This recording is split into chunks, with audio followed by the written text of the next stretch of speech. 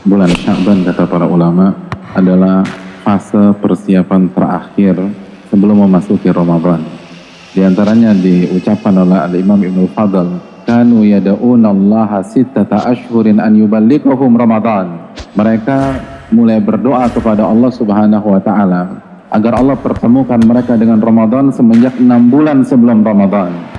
Mereka 6 bulan sebelumnya fokus pikiran, konsentrasi mereka sudah tertuju pada sebuah bulan yang bernama Ramadan. Jangan kita pikir para ulama terdahulu dengan berbagai macam prestasi bulan Ramadan itu tanpa persiapan. Keliru, itu persiapan.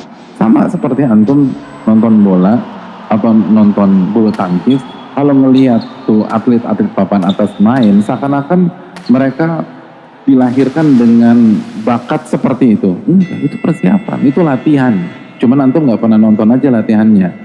Antum dengar Syekh Sudais baca Quran, Syekh Surem baca Quran, kayaknya oh itu bakat Pak Ustaz. Nggak ada bayi lahir baca Al-Baqarah tuh nggak ada.